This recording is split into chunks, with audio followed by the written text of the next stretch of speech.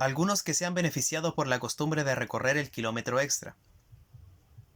Nadie hace nunca voluntariamente una cosa sin un motivo. Veamos si podemos descubrir uno sólido que justifique la costumbre de recorrer el kilómetro extra. Para ello, observaremos a unos cuantos que se dejaron guiar por ella. Hace muchos años, una señora de edad deambulaba por unos grandes almacenes de Pittsburgh, indudablemente matando el tiempo. Pasaba mostrador tras mostrador sin que nadie le prestase la menor atención. Todos los dependientes habían adivinado que era una mirona, ociosa, que no tenía intención alguna de comprar. Todos se esforzaban en desviar la vista cuando ella se detenía frente a ellos. Qué costoso iba a resultar aquel descuido. Finalmente la señora llegó ante un mostrador, atendido por un joven dependiente que la saludó con cortesía y le preguntó si podía servirle en algo. No, replicó ella, solo trato de pasar el tiempo, esperando que deje de llover para poder regresar a casa.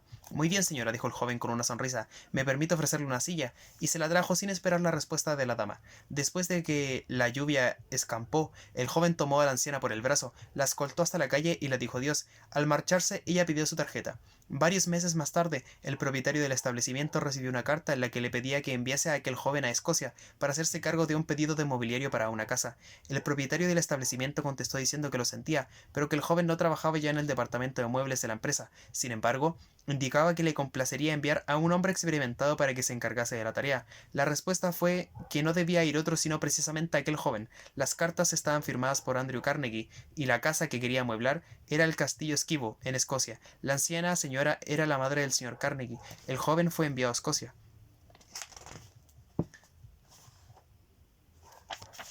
Recibió un pedido de varios centenares de miles de dólares, importe del mobiliario destinado al castillo y además una participación en el establecimiento. Posteriormente llegó a ser el copropietario de los grandes almacenes. Verdaderamente compensa recorrer el kilómetro extra. Hace algunos años el director de The Golden Rule Magazine fue invitado a pronunciar una conferencia en la Facultad Palmer de Davenport, Iowa.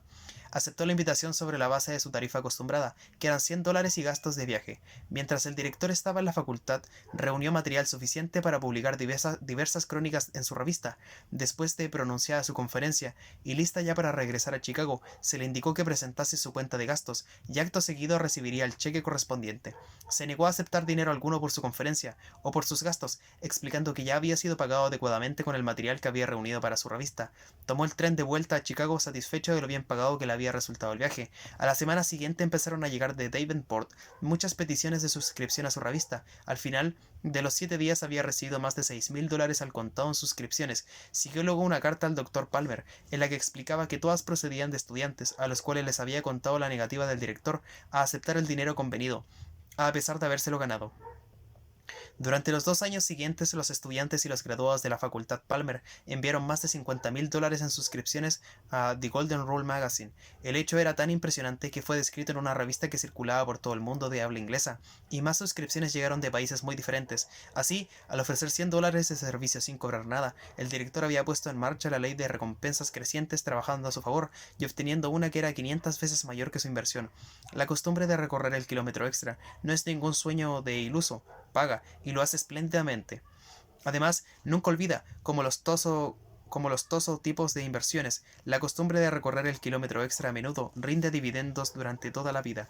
Veamos ahora lo que ocurrió cuando una persona descuidó una oportunidad de recorrer el kilómetro extra. A últimas horas de una tarde lluviosa, un vendedor de automóviles estaba sentado a su mesa en una sala exposición donde se exhibían automóviles de precio. La puerta se abrió y entró un hombre que agitaba alegremente un bastón. El vendedor alzó la vista de su periódico de la tarde, echó una rápida ojeada al recién llegado e inmediatamente lo clasificó como uno de tantos clientes de escaparate de Broadway que no compran nada y solo le hacen perder a uno el tiempo. Sigue con su periódico sin tomarse la molestia de levantarse de su sillón. El hombre del bastoncito caminó por la sala exposición, miró primero un coche y luego otro. Finalmente se dirigió donde estaba sentado el vendedor, se apoyó en su bastón y negligentemente preguntó el precio de 3 diferentes automóviles que había en la sala. Sin separar la vista de su periódico, el vendedor le informó los precios y continuó con su lectura. El hombre del bastón examinó de nuevo los 3 automóviles que había estado mirando, tanteó con el pie los neumáticos de cada uno, se dirigió al afanado hombre de la mesa y le dijo: bueno, apenas sé si me quedaré con este, con ese o con aquel, o si compraré los tres. El vendedor desde la mesa se limitó a responder con una sonrisa fatua, afectada y suficiente como si dijera lo que imaginaba. Entonces el hombre del bastón dijo: bueno, creo que compraré solo uno. Envíeme a mi casa mañana ese de las ruedas amarillas. Y a propósito, ¿cuánto dijo usted que era? Sacó su talonario de cheques, extendió uno, se lo alargó al vendedor y se marchó. Cuando el vendedor vio el nombre que figuraba en el cheque, se puso de 40 colores y casi se desvaneció de un ataque al corazón. El hombre que firmaba el cheque era Harry Payne Whitney, y el vendedor comprendió que, con solo haberse tomado la molestia de levantarse de su sillón, habría vendido los 3 automóviles sin ningún esfuerzo.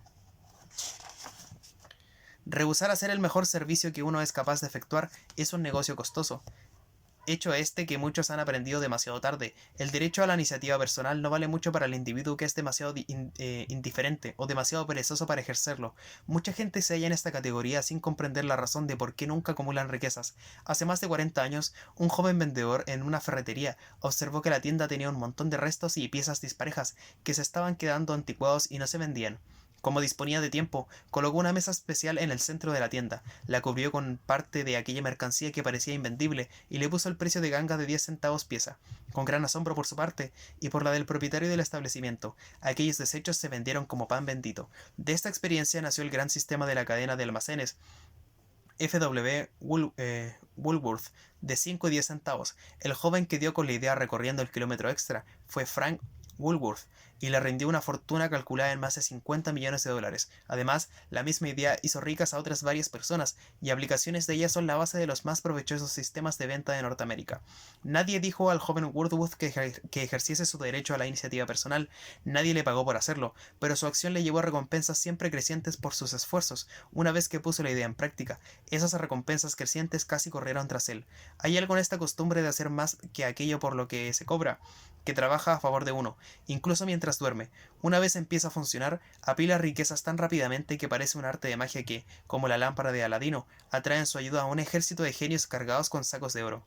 Hace unos 30 años, el tren particular de Charles Schwab se detuvo en el apeadero de su fábrica de acero, en Pensilvania.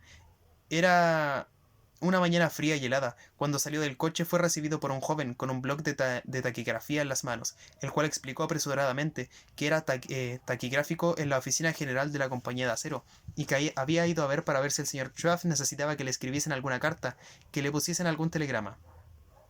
¿Quién le ha ordenado a usted que saliera a mi encuentro?, inquirió Schwab.